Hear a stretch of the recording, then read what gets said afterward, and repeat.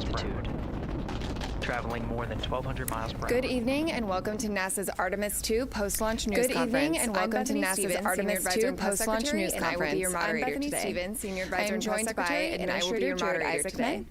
I am Associate Administrator Isaacman, Acting Associate Administrator Amit Kshatriya, System Development Mission Director Dr. Lloyd Glaze, and Director of Flight Operations Norm Knight.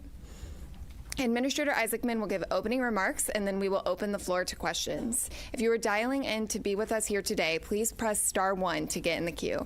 And with that, Administrator. Thanks, Bethany. Good evening, everyone. So today, April 1st, 2026, 6:35 p.m., NASA's Space Launch System rocket lifted off the pad with 8.8 million pounds of thrust, carrying the Orion spacecraft and the Artemis II crew out to Earth orbit and beginning America's grand return to the moon. Now, about 51 minutes into the flight, during a planned handover between satellites, the Orion spacecraft underwent a communications issue, leading to a temporary partial loss of comms. The uplink from Capcom to the crew was being heard by the crew, but we cannot hear their responses for a brief period of time. There were no issues with the vehicle itself. Comms with the crew have been restored. We're actively working the issue, and we'll keep you informed. The Orion spacecraft has successfully separated from the core stage, and its solar arrays have been deployed as planned. Soon the crew will execute the apogee raise burn, placing the spacecraft into a stable, high Earth orbit as we prepare for the translunar injection and the journey into cislunar space. NASA astronauts Commander Reid Weisman, pilot Victor Glover, mission specialist Christine Koch, and Canadian Space Agency mission specialist Jeremy Hansen are safe, they're secure, and they're in great spirits. We will continue to monitor their health and the status as we move into the next phase of the Artemis II mission. So after a brief 54-year intermission, NASA is back in the business of sending astronauts to the moon. We have arrived at this point through a sustained effort and national commitment and the work of thousands across the agency, our industry partners, and our international allies. I want to personally thank the ground crews, pad controllers, the entire workforce here at Kennedy Space Center.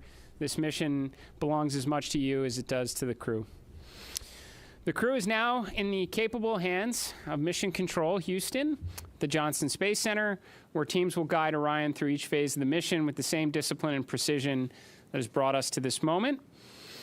We have certainly been here before. We know the challenges ahead. We have a lot of checkouts to get through before TLI. And when, if all goes well, everything is go, Artemis II will be moonbound. You have our commitment to keep the public as informed as possible on this historic mission, and we will celebrate when we will hold our celebration until this crew is under parachutes and splashes down off the west coast of the United States. Thank you. So with that, we will open this up to questions, and we will start here in the room if we have any takers. We'll start right up here. Congratulations to all of you on a successful launch so far. My name's Jim Siegel. I'm with Florida Media Now. And I'm curious about when the astronauts will have their first meal on this mission. And secondly, is somebody on the Earth here, back in Houston or somewhere, keeping track of what they eat during this entire mission? And how do they go about doing that? Do they tell them what to eat, or do they kind of select what they want? What do you think? Well, let's see. I'll jump in on this one. Well, what I'll tell you is they do have planned meals, okay? So they have a planned meal today. I will tell you they're very busy. So ascent day is very tough. It's tough physiologically, and it's tough from a workload issue as well. And so this timeline between now when the crew goes to sleep, so MET of about 8:30 is pretty packed. They're going to snack. They probably have some pre-positioned meals. I know they did in their flight suit. Some of the snacks that they can use if they need. But I will also tell you that flight day 1 and flight day 2, you might not feel like eating a lot, and that's just part of it. Your body is acclimating to 0G. Your physiology is transitioning from a 1G environment to 0G, and it takes a little bit of adapting. So right now they're working hard. They are doing what they need to do. They sound great on the loops. That was really a good signal to us that that they're feeling well. But just know that that's part of the equation, you know, when they get on orbit. As far as the food being tracked, yes, we have a food lab, and we have folks at the Johnson Space Center tracking what they eat, the nutrition, the calories. It makes a difference. They do this on Artemis. They do it on Space Station as well. So we're well versed in that. We want to make sure that they're healthy, and we also want to make sure we know what they're doing, what they're eating, so we can also track that and make sure that they don't need any supplements or anything additional. Thank you. We'll head over to Joey.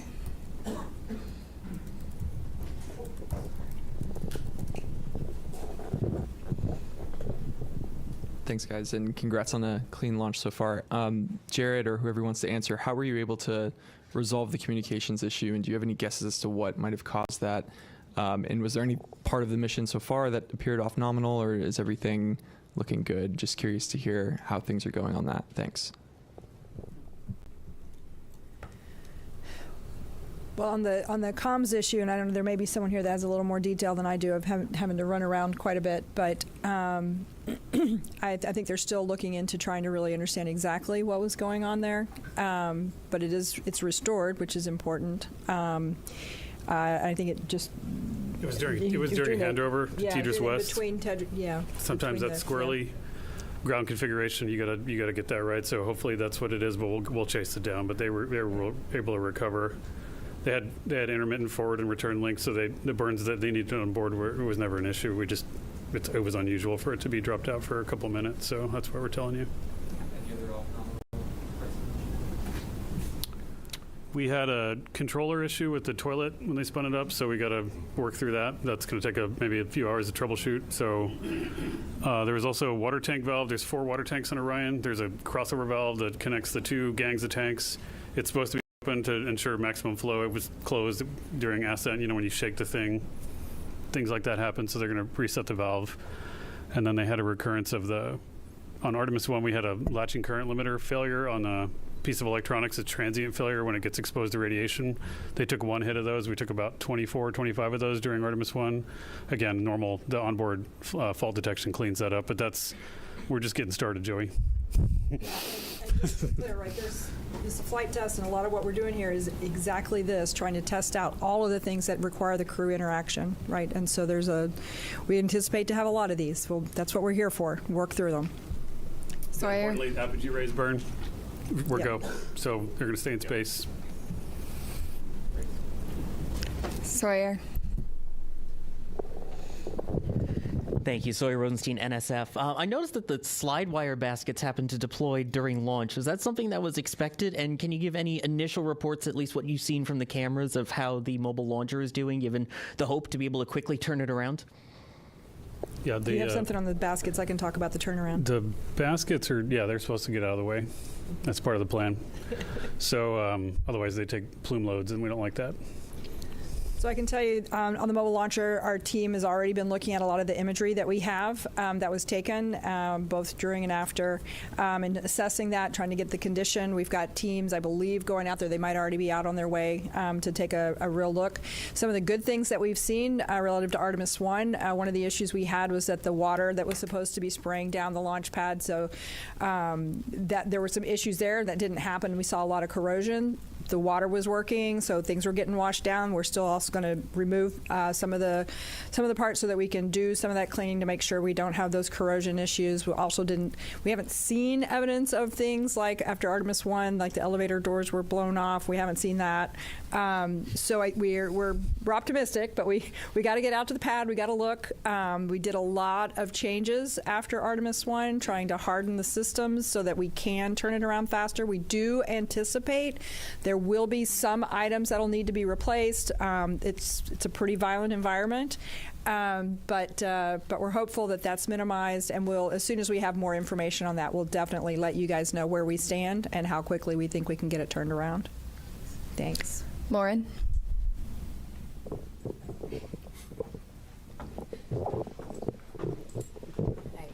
Lauren Gresh with Bloomberg. I just wanted to get a gut check on how we're feeling about the upcoming proximity and ops operation. Do we have any concerns with that TDRS delay, or is that not an issue for that?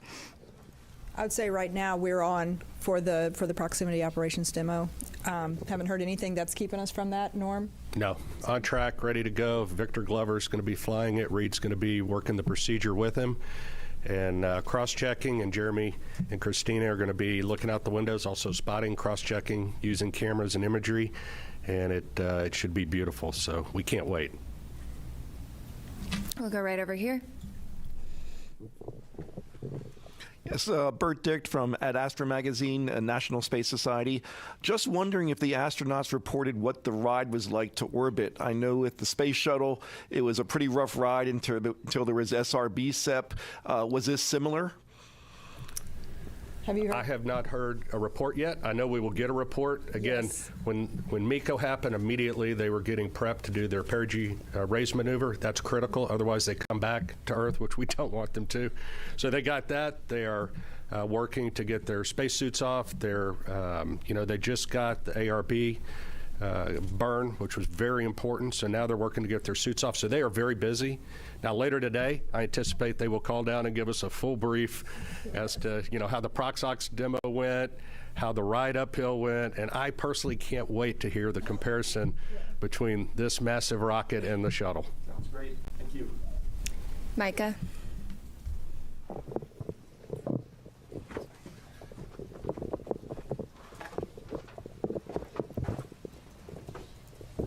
Thanks, Bethany. Micah Maidenberg, Wall Street Journal. Maybe for the administrator, I'd like to ask you, I know we're early on here, how you're thinking about success for this mission, defining success, a lot of tests ahead, and just what happens if you don't kind of meet that standard as the flight unfolds? Thanks so much.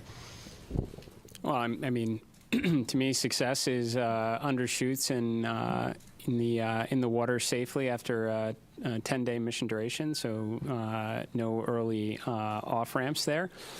I think we're, right now we're already getting good ECLIS data. We've never flown Orion with crew on board, so that's pretty important. I mean, understanding the Orion spacecraft is, it's paramount in this one to progress on to integrated operations of Orion with a lander.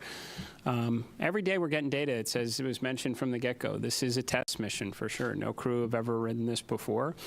We'll keep gathering data over the next 10 days. We'll share updates, but we'll call it success when they're in the water safely, and we'll start working on the next mission. Jackie. Hi. Right here. Sorry if I missed it. I just wanted to check in on the status of the perigee and apogee burns. Are those both finished at this point? And then I also wanted to check how the best way to explain to the audience why we're doing that apogee raise maneuver and why we go into that high Earth orbit. Thanks so much. Do you want to take that? I mean, I can certainly say we completed the perigee raise maneuver. That was done pretty quickly, as you heard, and the apogee raise burn should have already happened. That should have been happening while we sat here. They were getting ready as we were walking in. And then if you want to talk maybe about the rest. So we go into a high Earth orbit.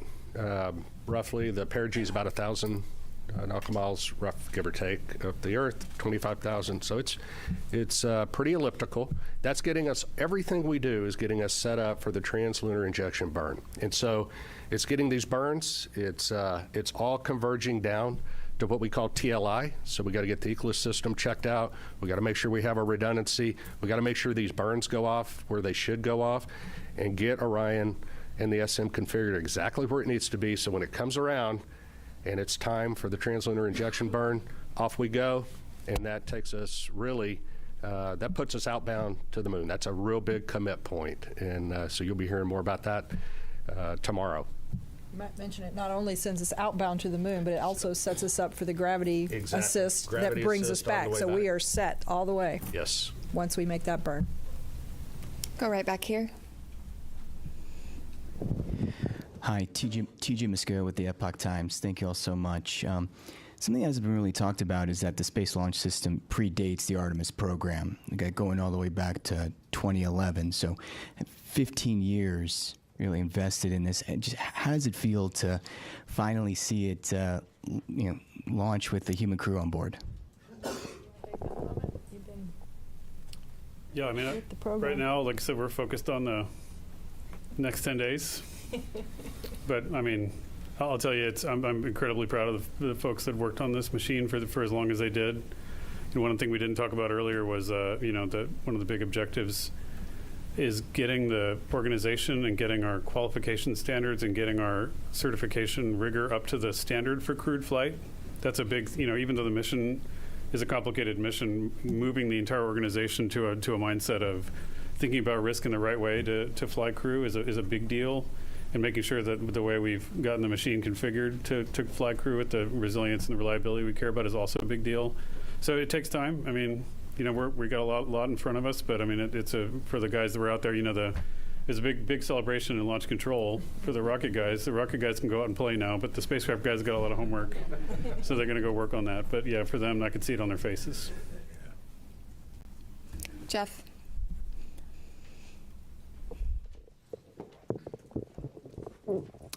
Jeff Faust of Space News. During the countdown, we heard controllers working through a few issues, one with the flight termination system, one with the launch abort system battery, and it sounded like there was a brief telemetry dropout. Wonder if you could provide a little bit more details about those issues and how you resolved them relatively quickly. Yeah, so Jeff, the FTS issue was we were doing an end-to-end test. We typically have to confirm that we can get a signal from the range to the machine and then back.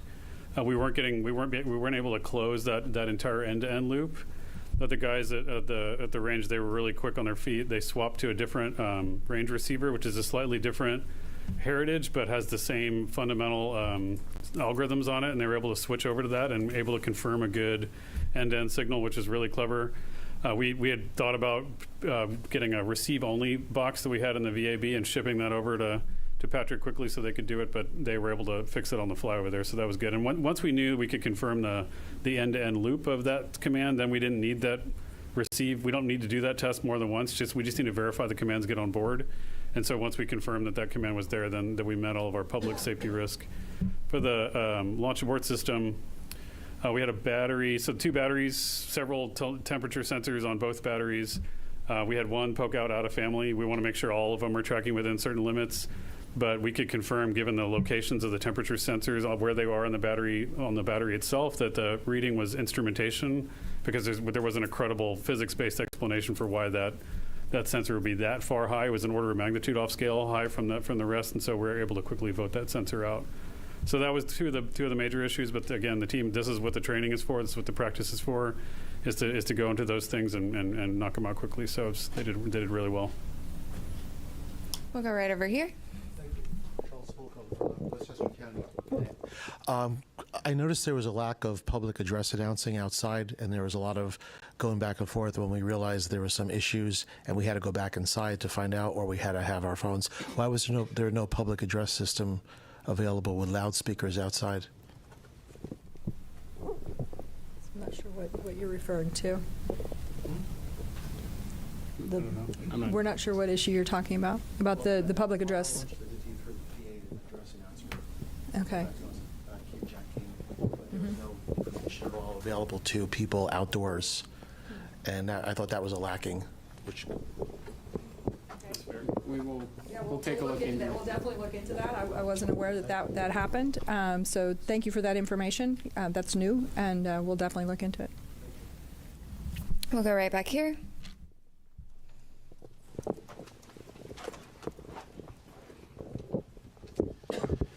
Thomas Moore, Sky News. Administrator Isaacman, as a fellow astronaut, what were your feelings watching your crew rising above Pad 39B? And do you feel that extra sense of responsibility for the crew as they head further into space? I certainly felt that it would be, just from, I guess, my perspective in it, that, I don't know, it is far less stressful to be strapped into the rocket than to be responsible for it here on Earth. So I definitely had those feelings quite a bit.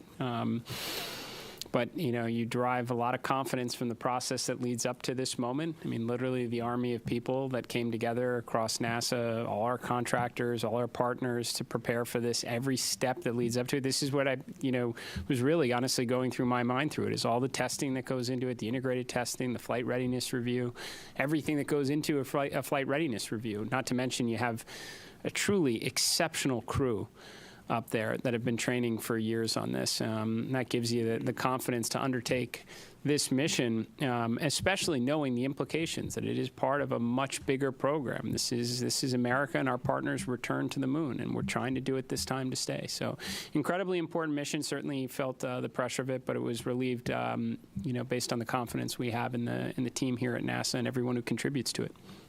Thank you for the question. We'll come right up here.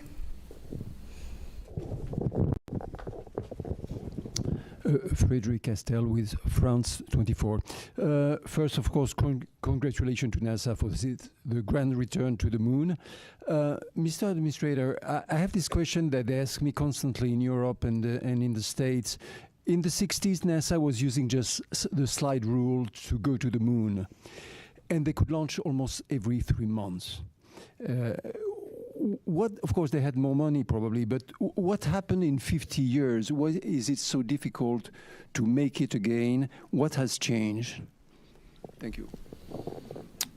Well, for sure, we knew. Look, it's a very fair question. I know a lot of people ask it, not just in your country, but here in the United States. Certainly, financial resources are part of the equation. NASA's budget, if I recall, was somewhere between 4 and 4.5% of the discretionary budget during the space race. About a quarter percentage of that today. And I mean, to be very honest with you, I think competition is a factor in this as well. It's a great way to, mobilize the resources of a nation and concentrate on something extremely challenging, and that's what we did in the 1960s. And I think with absent some competition, we focused a lot on partnerships and all that we could do collectively with respect to science and discovery. But competition can be a good thing, and we certainly have competition now.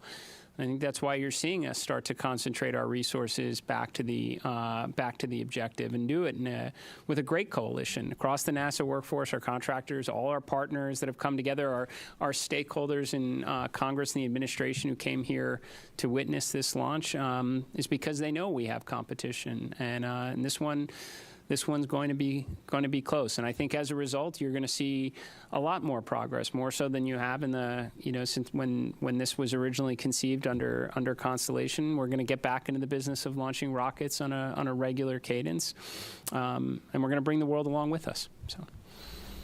We're going to take a couple of phone bridge questions for just a moment. Reminder that you can join by pressing *1 to get into the queue. We're going to start with Will Robinson-Smith from Spaceflight Now. Hi, thank you, Bethany, and congratulations, everyone, on a good mission so far. Question about the upcoming TLI burn tomorrow. At what point during the day will the team conduct a poll on readiness to proceed into the TLI, and what are the main criteria that you'll be assessing to make that final determination? Thank you. Okay, well, the TLI burn actually happens about the time that launch happens, so it's 1 day into the mission. So tomorrow, Eastern time, would be about 6:35-ish. Obviously, those burn times can change, so check that before tomorrow. But what are the teams looking for before TLI? We're looking to make sure that the life support systems work, that the vehicle's healthy, the life support systems have been checked out, they're ready to go. We assure that those are functional, because once we commit to TLI, they have to function. And so we want to make sure. So that's why we spend a day checking out the systems. Ascent is, you shake, rattle, and roll a little bit, the vehicle. You saw that today. And you can imagine what that does to the systems. The systems, though, are performing very well. We anticipate that they continue to, but we want to get some track record on them before we do that. We also want to make sure we have redundancy in the system for comm, for environmental life support, propulsion, those type things before we embark on that TLI mission. So that's what the mission control team in Houston will be doing tomorrow. Jeff Radigan and his team, as the lead flight director, will be well into that. The teams are well versed on it. They have trained for it. They work very closely in conjunction with the engineering team, the mission evaluation room in Houston, where the engineers that have the intricate knowledge of Orion come together with the operations team, and together they work with the crew to make sure that the vehicle, is doing what we want to and accomplishing the mission objectives that we need to. But it always comes down to crew safety, vehicle safety, and mission objectives in that order. And might also mention, as those teams are checking out all of those systems, there will also be a meeting of the mission management team that's led by John Honeycutt, whom I think many of you have seen before, and they'll be meeting tomorrow afternoon to hear all of the results from what's happened over the last day, in preparation to make the decision on whether or not we proceed with the TLI burn. We will next go right back here to Manuel. Thank you so much. Manuel Masanti with Exploración Espacial. I understand that the CubeSats are going to be deployed like 5 hours into the flight. Is there any chance we're going to see live images of the deployment? And then when is the crew, I know they're super busy right now, but when are they going to start using the flywheel machine? On its way to the moon, when everything is more like... The second question was to do when they start doing the manual as far as... Flywheel machine. Oh, the flywheel machine. Sorry, thank you, the exercise machine. I guess after the TLI. I'll do this exercise. Yeah, I'll hand that to you, but I can answer the CubeSats. So the CubeSats are installed in the Orion stage adapter, which is actually a part of the upper stage piece, right? So once Orion separates from the upper stage, we'll do the ProxOps demonstration, right? And then once Orion has cleared and we're away, then they will be deployed. So Orion won't be there to take images of them. And once they are deployed, they each of them have their own plans for being able to communicate back down to Earth to various ground stations. They have their own communication plans. So we'll start to get information back from those individual CubeSats. So that's kind of the plan and the path forward on the CubeSat deployment and what you can expect. We're going to take one more question from the phone bridge from Christopher Mick of the Hudson Star Observer.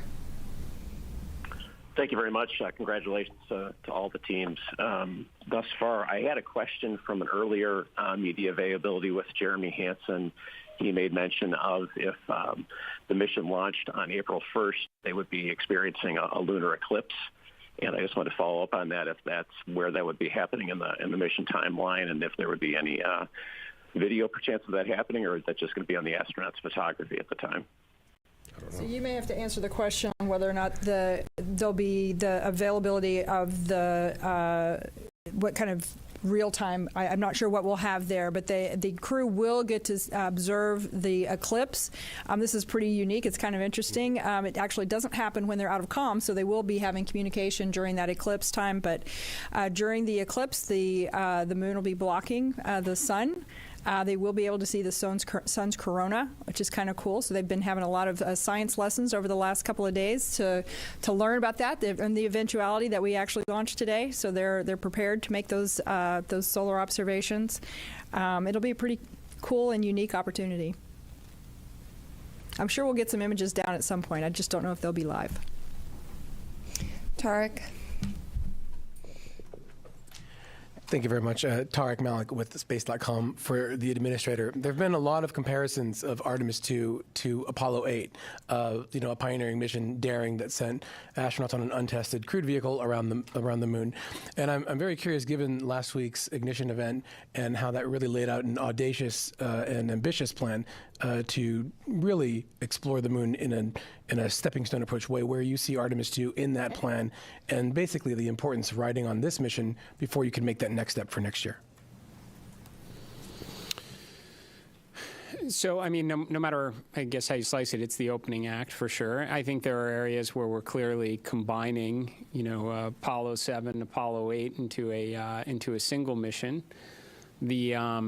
Which we should be able to do. There has been, to your question earlier, there's been substantial progress, over the last half century. We have tools. We've certainly been there before, so I would expect us to be able to get some, mission efficiencies through. But I would say that what we learn from this, for sure, will inform how we think about Artemis II. Now, there's certainly big picture objectives in that. We'd like to get the lander together. We'd like to test that out in Earth orbit before we go to the moon with it. But if there are things that we don't see, maybe it is comm-related issues, then we're going to try and fix those. And then we're going to want to validate that on the next mission as well. So, and that should be the idea, right, as we progress forward. I suspect when Artemis III comes around, we're going to learn a lot about integrated operations that we'll want to validate and ensure is rolled into the subsequent missions. But yes, this should be a philosophy that we take across all of the grand efforts that we are pursuing right now, to not necessarily jump to the ultimate desired state, but to build up to it. I'm going to jump right up here.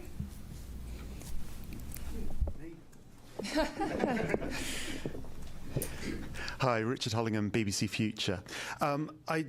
Related to Apollo 8 in a way, really. I just wondered what plans had gone into a new Earthrise image. A lot has gone into the aspirational nature of this mission. Have you a plan? I assume you have a plan. What is the plan? Oh, go ahead. I do know that the teams have been looking at what the opportunities might look like. They've looked at the different launch dates, and so I know that they're really going to try to make that happen. I can't give you a confirmation on that yet, but stay tuned.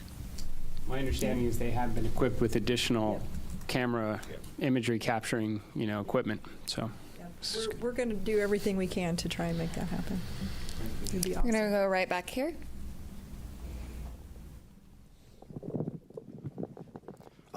Thank you. I'm from a Japanese news agency, Kyodo News. My question is to the administrator. The United States and China are competing over moon development. What significance does today's launch have for the U.S. and NASA? Thank you. Well, it's certainly an incredibly important step. I mean, this is the first crewed mission into this environment in more than a half century on a rocket that has never flown human beings before, along with a spacecraft. So it's incredibly important because we're going to learn an awful lot from this to inform subsequent missions. So yes, this is the beginning. I can tell you, having had an opportunity to speak with the Artemis II crew after the State of the Union address, we talked a lot about what we wound up sharing with the world at the Ignition event, about adding additional missions, accelerating production, building out a moon base.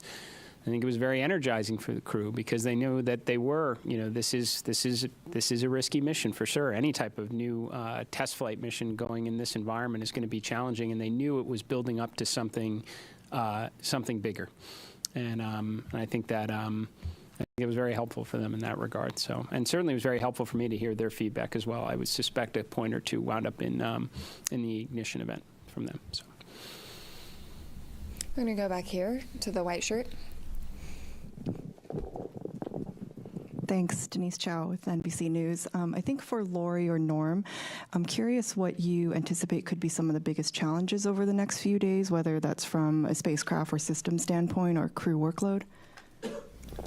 I'll jump in. Flight day 1 from a crew workload is pretty tough. Between now and TLI, we're working the crew really hard. In fact, when they go to sleep tonight, they're woken up in the middle of their sleep to do the perigee raise burn, and so their sleep's disrupted. They're hitting on all cylinders. They may not be feeling well. On top of that, so we know that flight day 1 and flight day 2 up to TLI is really good. We know it drops off then, and so going into this, we trained for that. We did simulations for this. We put the crew in exactly that state. Now, they weren't on orbit. They probably were feeling great. But we got a good gauge, hey, are we working them too hard? And the mission control team is great because they're watching the crew constantly. They're watching their performance. And we also have a crew that's very good at saying, hey, enough's enough. And so together, we will make certain that we're doing everything in the best interest of meeting the mission objectives, making sure that we're not working the crew so hard that, they make mistakes or something of that nature. And again, we work as a collective team going forward. So this is our best opportunity, and they may add more stuff to the timeline before it's all done, and they may take some stuff out if we need to, but we adjust all the time on those things. So that's leading up to TLI. That's probably one of the bigger challenges, making sure we get those done. I'm going to go right up here. Hi, Robert Perlman with CollectSpace.com. For the administrator, you mentioned the 53-year hiatus, and in that time, now most of the world's population wasn't alive for Apollo, like I think you and me.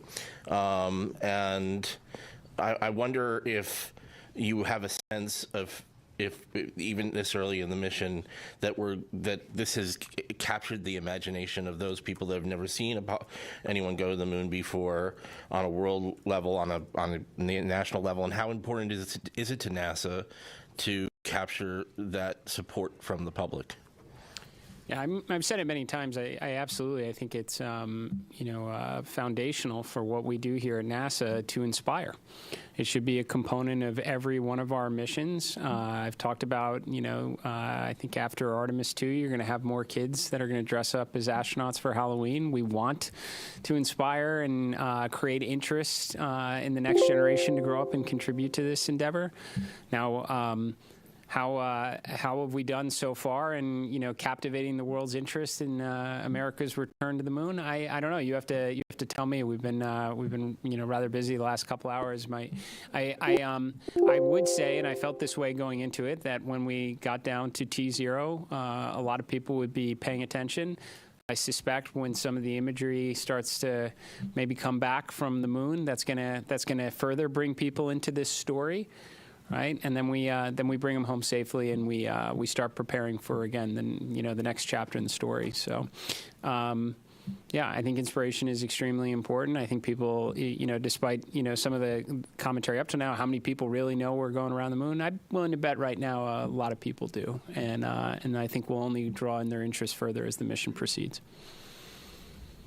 I'm gonna go right here.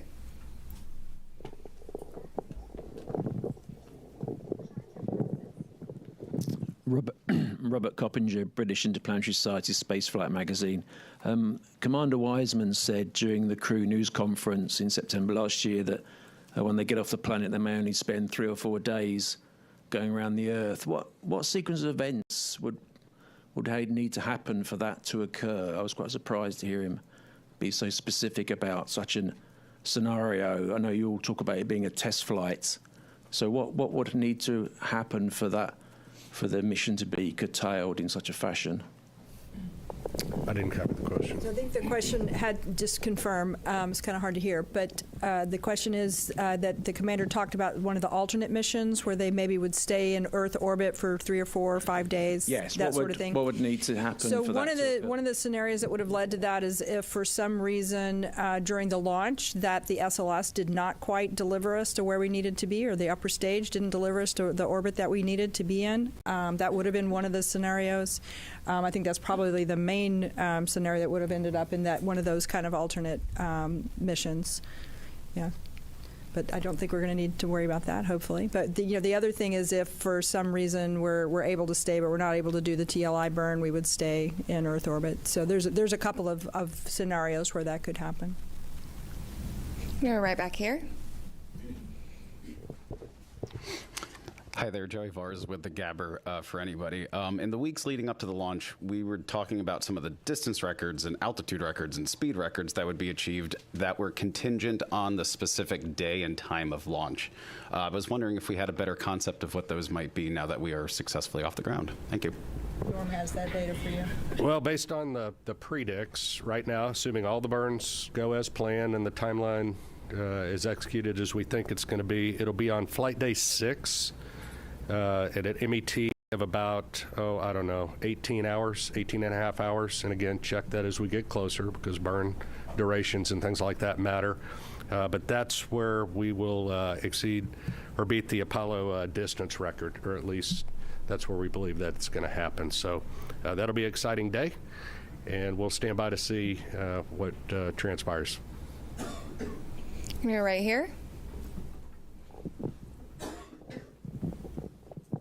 Hi, I'm Hanju Yang from Kunmin Daily in South Korea. And first of all, congratulations on today's successful launch. And my question is for administrator layer. And this mission also carried a Korean satellite on board. From your perspective, why does a crewed lunar mission like Artemis II matter not just for United States, but for the global community? I think we say often that when we undertake these type of endeavors, we never go alone. We go with our international partners. We have a Canadian Space Agency astronaut that's on board this mission. We are carrying a lot of CubeSats from our Artemis Accords partners, and we are going to continue to do this going forward. JAXA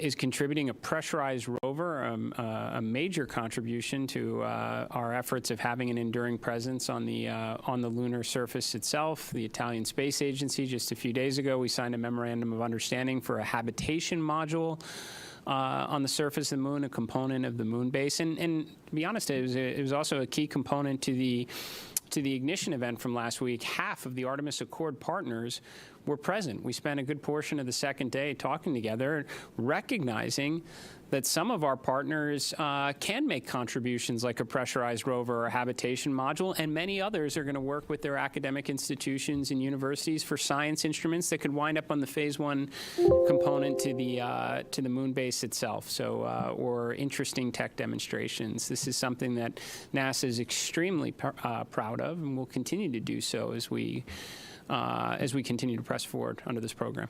So. We're going to do last question here. I'm going to go over to you in the back. It's Paul Brinkman, Aerospace America. Can you just talk a little bit about the propellant loading this morning? Was it flawless? Were there any leaks detected? Was it a repeat of the wet dress rehearsal? Did you learn anything? Yeah, go ahead. I think it went extremely well.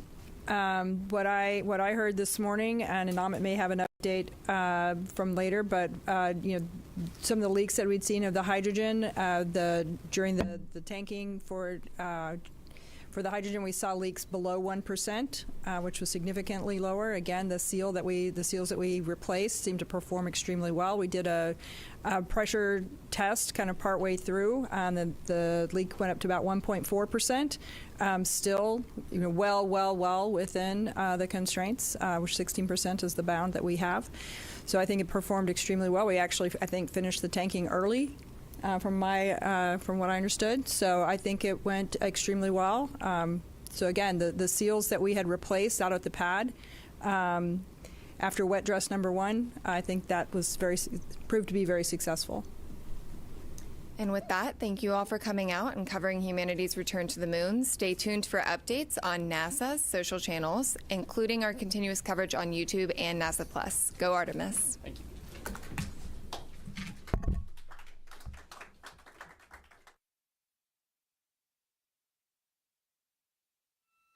This is Mission Control Houston. Thanks for coming back to us. We are here in the Artemis II flight control room, the white flight control room here in Mission Control Center in Houston, Texas, following along with the mission and 4 Artemis II crew members who are making their way to the moon. For those coming that were joining on the press conference, we'll do a quick recap of some of the activities that happened over the course of the hour that happened during the press conference. We did have a successful thermal roll ahead of executing the apogee raise burn. The apogee raise burn occurred with an updated time of MET 1 hour, 46 minutes, and 7 seconds. The duration of the burn was 18 minutes and 6 seconds.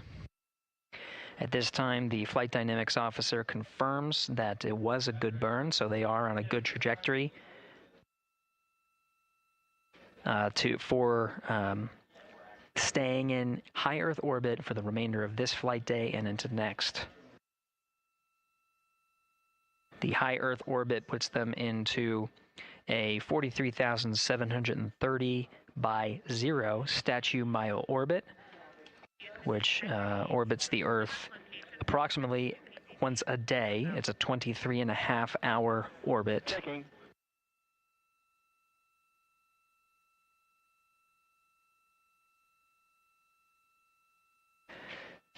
At this point, the crew is working through a number of steps to prepare for their first day in orbit, their first night.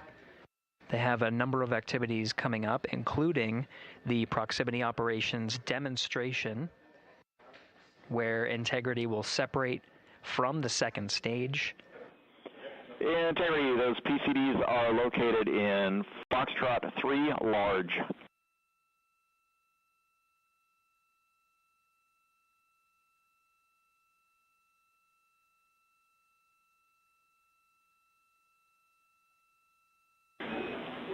Integrity, good. String 1, helium clearing. Integrity copies. And stand in the docking camera checkout, step 9. Would you like me to go ahead and configure for our pod at this time? Checking.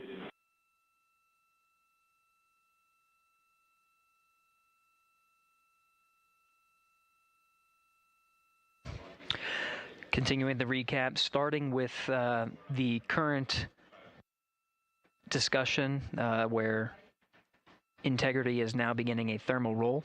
And Integrity for docking cam, yes, please configure for our pod.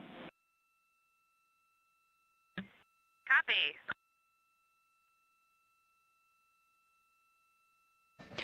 Mission Specialist Christina Koch is setting up the docking camera ahead of the proximity operations demo for later today.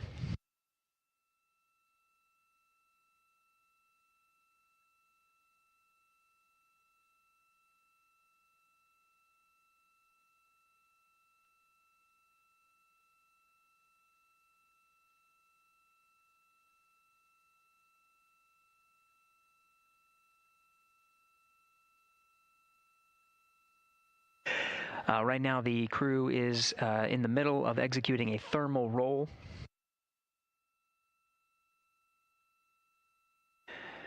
This procedure allows for more even distribution of heating on the interim cryogenic propulsion stage, as well as the Integrity spacecraft.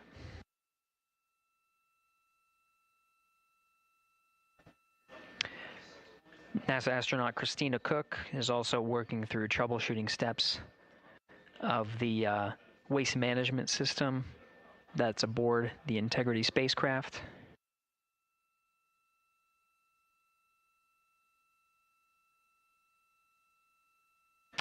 The toilet fan is reported to be jammed. Now the ground teams are coming up with instructions on how to get into the fan and clear that area to revive the toilet for the mission. In the meantime, they're getting their contingency, their backup waste management capabilities, specifically for urine. The fecal collection of the toilet, that specific capability can still be used with the waste management system aboard Orion.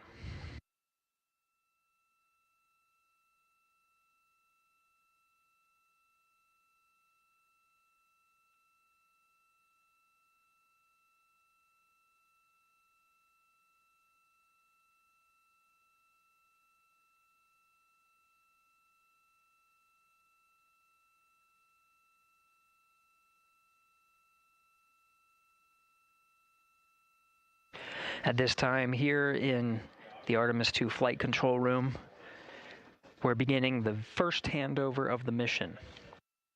The ascent teams, led by Flight Director Judd Freeling, are handing over to the Orbit 1 shift. You can see Flight Director Jeff Radigan to the left of Freeling. Right now, he is the one conducting the handover with his team. getting a read on all of the activities they have upcoming for the rest of the day. Namely, the one in the near term is a proximity operations demonstration.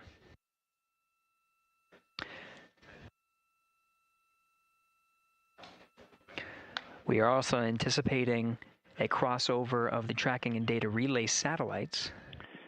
Integrity Houston for GNC. System is still performing nominally, but we are updating unfiltered and BFS with channel 1 again.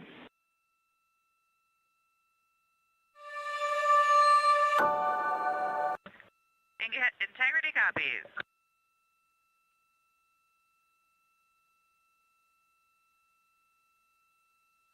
That call from Capcom Stan Love addressing the guidance, navigation, and control system navigation source, specifically channel 1. Now, as part of handover to Flight Director Jeff Radigan to begin the Orbit 1 shift on Flight Day 1, they're preparing for the proximity operations demonstration. Ahead of that, there's an expected handover from the tracking and data relay satellites to the Deep Space Network.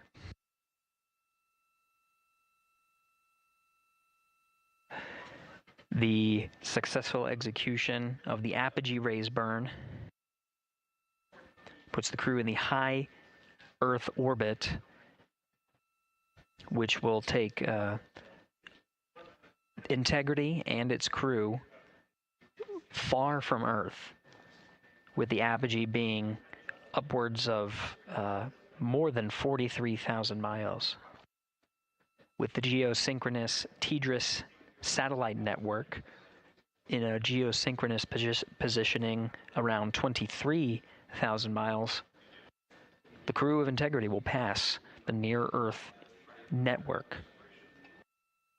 With that, expected a little less than 24 minutes from now will be a transition from the TDRS to the Deep Space Network.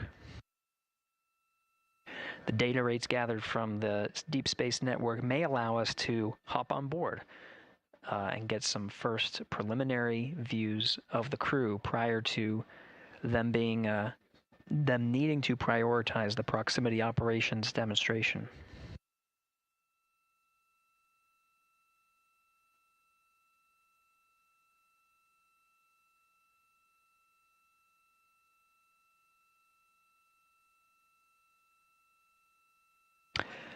We'll take a pause here and listen for some Orion to Earth communications as the team goes through their handover procedures, so we can listen in on the next steps for the Orbit 1 team.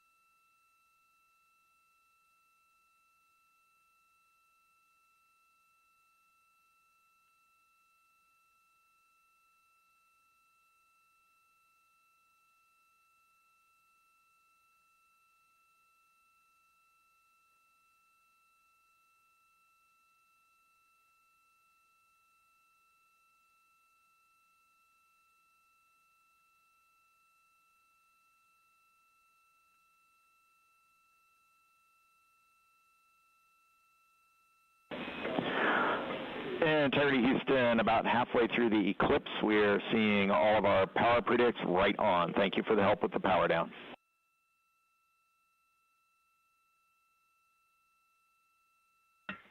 Integrity copies.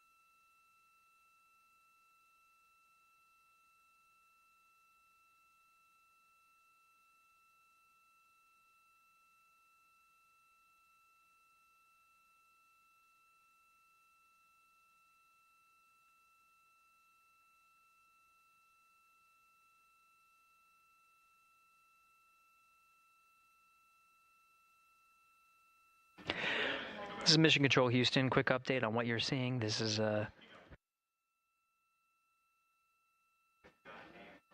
this display is brought up onto the front screen by the control officer here in Mission Control Houston. It's called the Ascent PFD and is available at first phases of flight. It includes toggled settings between tanking, the ascent phase on the core stage, and now the ICPS phase. As you can note from the display here, we're in a post-apogee raise burn coast. Right now the attitude for integrity is... Integrity Houston, 1 minute to string 2 helium clearing. Also, your PCL Rev 1 HEO deorbit burn plan is on board. That's in slot 2. The name is HEO D/O Rev 1. Copy helium clearing, and we see the burn plan. Thanks. Outstanding.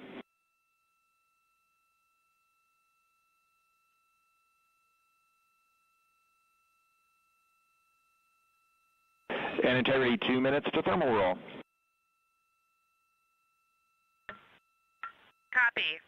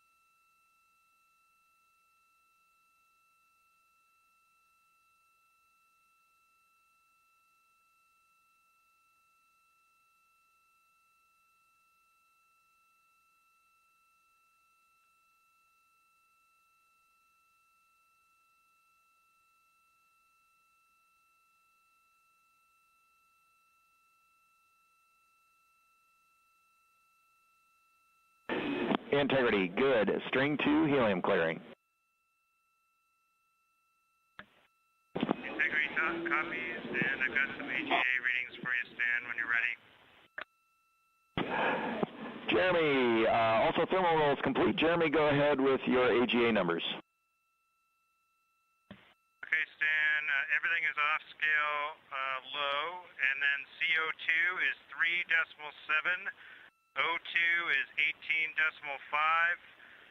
Temperature, temperature is 70.3, and pressure is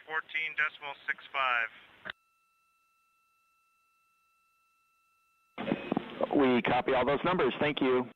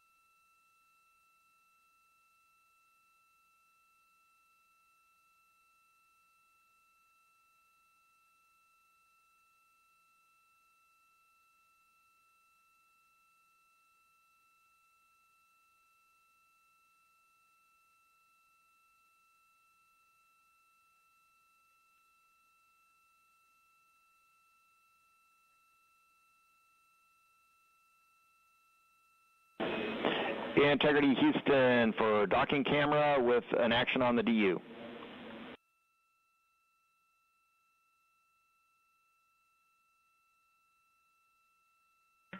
Go. For the docking cam, we see exposure set to 1 instead of 3. We think that'll be too dark. You can set that back to 3 on rpod.doccam, HKey L4. Copy. Thank you.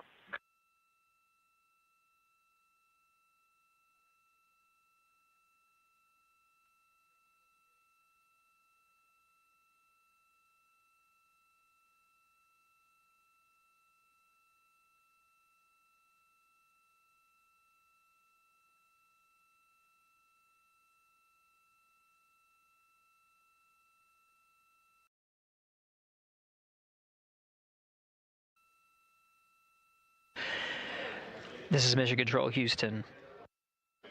The Ascent and Orbit 1 teams have completed their handover.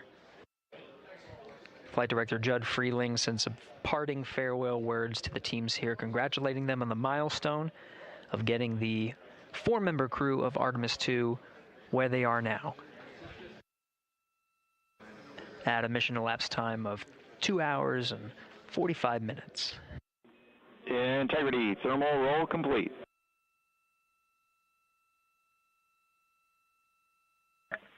Integrity copies.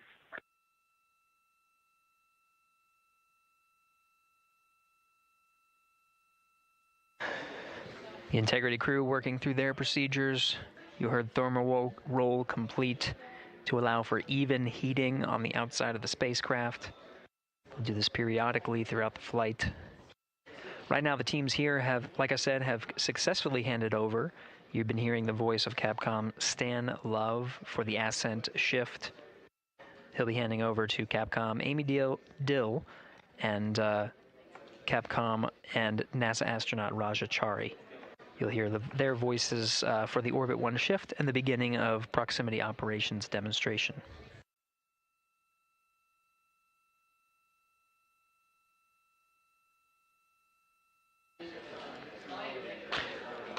From here, Mission Control Houston, that will conclude the Ascent shift. We'll hand over here at the PAO console to your Orbit 1 commentator, Leah Cheshire Mustachio.